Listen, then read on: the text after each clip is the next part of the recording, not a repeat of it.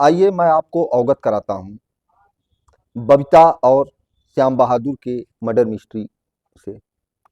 एक लड़का जो अपने माँ बाप का अकेला लड़का होता है, 3 बहनों के बीच में अकेला भाई, सबसे छोटा, उम्र करीब 28 वर्ष। पहले वह जाता है कलकत्ता कमाने बीटेक करने के बाद, और वहाँ एक ब्यूटी पार्लर चलाने वाली लड़की से शादी करता है, जो कि मुस्लिम धर्म की लड़की होती है, और लड़का जो है अनुसूचित जाति का है, अम्बेश। अम्बेश मुख्य रूप से रहने वाला जौनपुर का है, अहमदपुर ग्राम सभा का, जफराबाद थाना क्षेत्र का।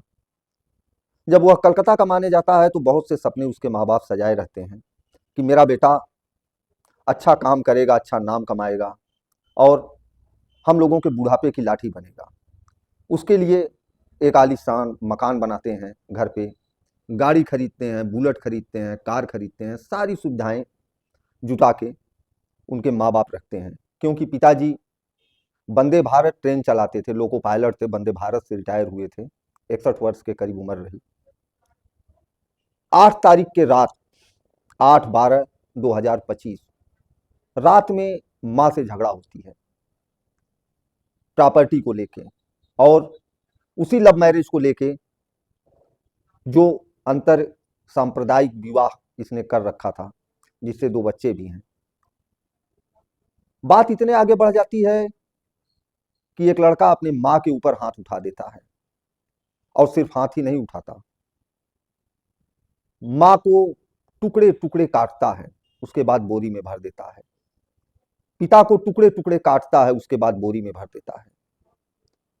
करोड़ों की संपत्ति, सारी शानो शौकत, सब कुछ होने के बाद भी सिर्फ कहा यही जा सकता है कि परवरिश कैसी रही। कहा यही जा सकता है कि कहीं ये कलयुग का असर तो नहीं है। परवरिश और कलयुग के असर के कारण जहां अम्बेश रात के 8-9-10 बजे के करीब अपने माँ बाप की हत्या करके, निर्ममता पूर्वक लाश के टुकड़े करके उसे बेलाव घाट और जाने किन किन नदियों में बोरी में भर भर के ले जाके फेंक देता है, वहीं एक षड्यंत्र भी रचता है कि माताजी पिताजी गायब हो गए हैं। वंदना देवी, लड़के की बहन, 13 तारीख में एक जफराबाद थाने में तहरीर देती हैं कि मेरा भाई अम्बेश, जो कि माता पिता को ढूंढने निकला, अभी तक नहीं आया है, और 8 तारीख से मेरे माता पिता घर से गायब हैं, उनका मोबाइल ऑफ है, स्विच डाउन है। पुलिस उस तहरीर को लेती है और तहकीकात में लग जाती है, पता लगाने में लग जाती है कि आखिर यह लोग गए कहां। 15 तारीख में अम्बेश इसी मकान के अंदर आता है, जो मकान आप सामने देख रहे हैं, और मोबाइल ऑन करता है, जिस मोबाइल नंबर को पुलिस में दिया गया था कि मम्मी और पापा के पास है, क्योंकि वही मोबाइल अकाउंट से अटैच था, वही मोबाइल अकाउंट से लिंक था। उसी मोबाइल के द्वारा कुछ पैसे का लेन देन करता है, और पुलिस का शक हकीकत में बदल जाता है कि हत्यारा घर पर ही मौजूद है। पुलिस आती है और अम्बेश को उठा ले जाती है जफराबाद थाने। थोड़ी कड़ाई से पूछताछ करती है। जब कड़ाई से पूछताछ करती है, अम्बेश थोड़ी देर में ही टूट जाता है और अपने जुर्म को कबूल कर लेता है। बता देता है कि मेरे पिताजी और माताजी से प्रॉपर्टी को लेके, पैसे को लेके विगत कई दिनों से विवाद चल रहा था। यह लोग पत्नी को तलाक देने का मेरे ऊपर दबाव डाल रहे थे।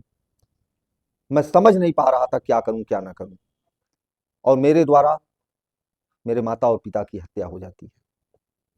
जब पुलिस पूछती है लाश कहां है, उस समय जो बात वो पुलिस को बताता है, उससे रूह कांप जाएगी।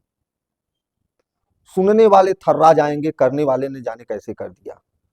वह बताता है कि माँ और पिताजी की लाश को मैंने गणासे, आरी और कुल्हाड़ी की मदद से कई टुकड़े करके सीमेंट के बोरियों में, 6 बोरियों में भर के गोमती नदी में प्रवाहित कर दिया है।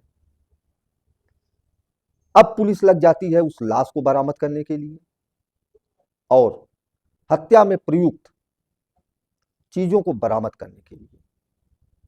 पुलिस आती है मकान पर, यहां से हत्या में उपयोग किया गया गणासा, आरी, जो भी चीजें थी उसे बरामद करती है।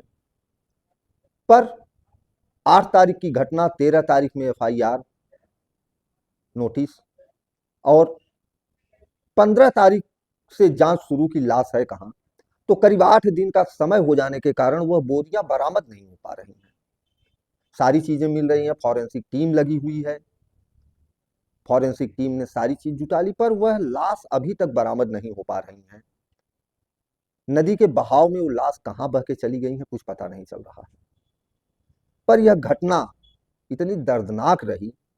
साधु स्वभाव श्याम बहादुर और सज्जन महिला बबीता, इन लोगों का गांव के लोगों से भी कोई विशेष लेना देना नहीं रहता था। शादी विवाह के अवसरों पर लोगों के यहाँ आना जाना, मिलना जुलना, यह बहुत ही अच्छा रहता था। और जिस लड़के अम्बेश की बात हो रही है, इसके पहले भी करीब 4-5 साल पहले उसने एक जमीन जो उसके नाना द्वारा उसे निवासे में मिली हुई थी, उसे वह बेच दिया था। उसे लेके भी यह लोग विवाद आपस में करते रहते थे। पर इनका स्वभाव इतना सज्जन था, किसी भी व्यक्ति से न कोई झगड़ा न कोई फसाद। पर घर के अंदर अपने बेटे से ही इतनी बड़ी झगड़ा हो जाती है कि बेटा हत्या करने पे मजबूर हो जाता है। और सिर्फ हत्या ही नहीं, निर्मम हत्या, टुकड़े टुकड़े कर देना। गांव समाज के लोग आश्चर्यचकित हैं। अगल बगल के लोग, उन्हें भी नहीं पता कि क्या इतना गलत हो गया है। यह लड़के की मौसी है। ऐसी ही 3 मौसी इनके पास है, अम्बेश के पास। आप ये देख रहे हैं, सबसे छोटी मासी है, उनके पीछे दूसरे नंबर की है। ये लोगों का रो रो के बुरा हाल है। यह लोग कह रहे हैं हम लोगों को कुछ नहीं पता है, कभी मुझे कोई जानकारी बहन ने नहीं दिया। यह तीनों की तीनों बहनें सिर्फ यही बता रही हैं रो रो के, और प्रशासन से मांग कर रही हैं कि सच क्या है वह निकल के आए। और लाश अगर किसी तरीके मिल जाए तो हम लोग अंतिम संस्कार तो कर लेते हैं, क्योंकि आत्मा भटकती रह जाएगी। और